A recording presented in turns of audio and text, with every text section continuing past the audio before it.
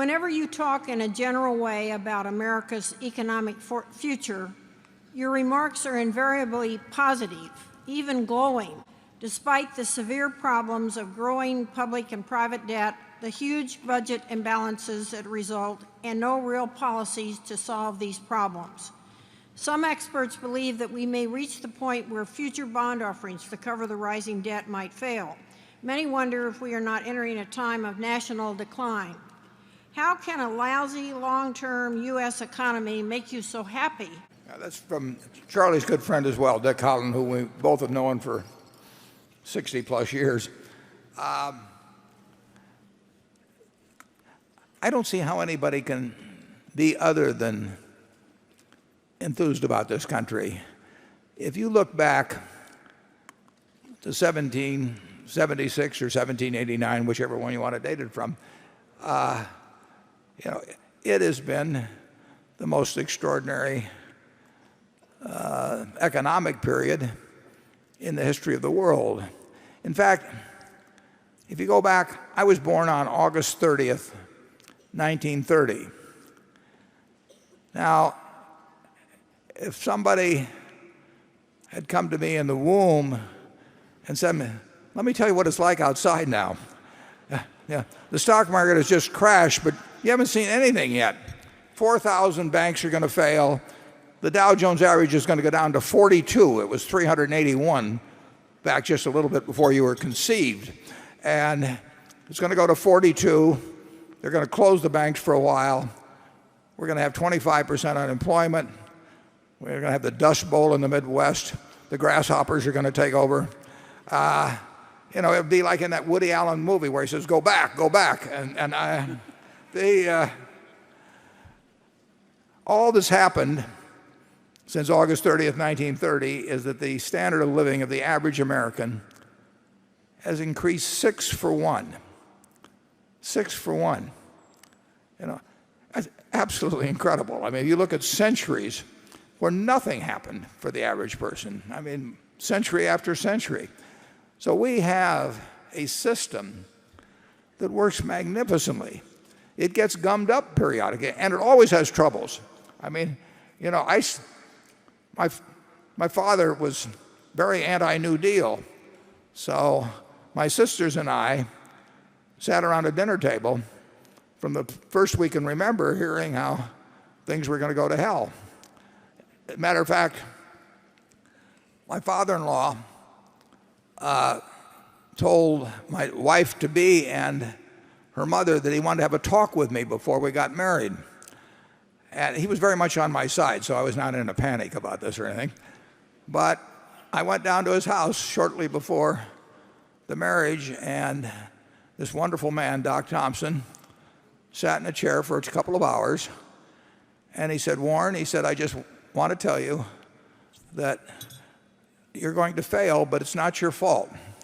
And he said, you and Susie, my daughter, if you starve, she would have starved anyway. I mean, it is not your fault. It's because, it's because the Democrats are in, and they're going to take the country down the road to communism, and just don't worry about the fact you're going to fail. And this went on for quite a while. And then he blessed me and we got married. It was a happy ending.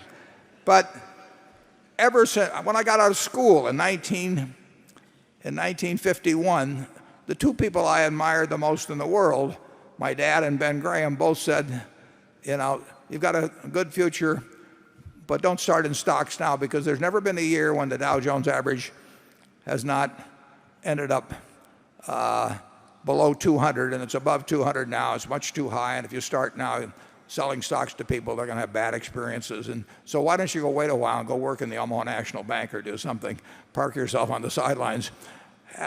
There's always negatives. The country always faces problems. I mean, this country went through, it went through a civil war. It's gone through all kinds of things. But what happens? We have a few lousy years from time to time. I mean, we've had probably 15 recessions since the country started. And we will always have a list of 10 or 15 things at the start of the year that will tell you why this country can't possibly work well. But all I can tell you is that it doesn't do it in a straight line. But the power of capitalism is incredible.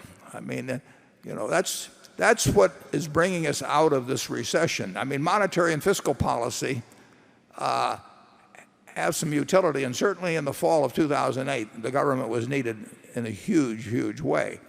It could do it was the only one that could do what was needed. But if you look at the history of the United States, probably half of our recessions have occurred during, we'll say, in the 19th century, when people didn't even know what fiscal or monetary policy was. I mean, what happened was that excesses would come in, and then the resuscitative power of capitalism would set the country back on the right, on a stronger growth pattern. And that's happened time after time after time. And the game isn't over. I mean, it is not like the potential of America has been used.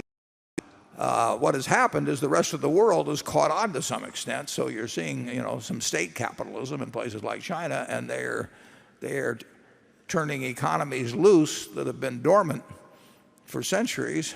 But it's not because the people are smarter. It's not because they work harder. It's just because they have tapped into a system that works marvelously over time. And I will tell you, in the next 100 years, you're going to have probably 15, maybe as many as 20 lousy years, but we will be so far ahead of where we are now that will be unrecognizable.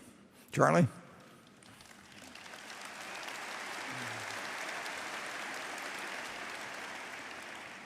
Well, I think you can go back a lot farther than that. Europe survived the Black Death, where about a third of the people died.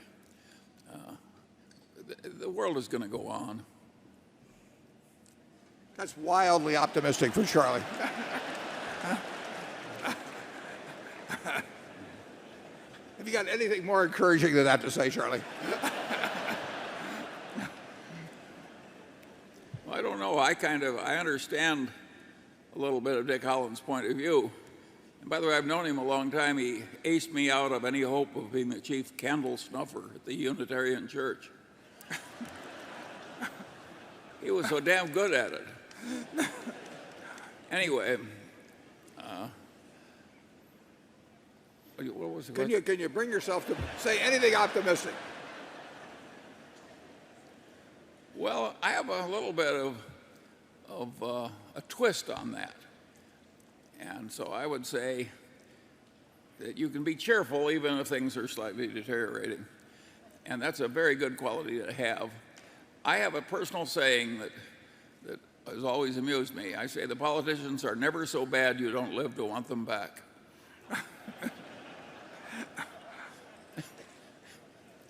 Well, on that note of wisdom,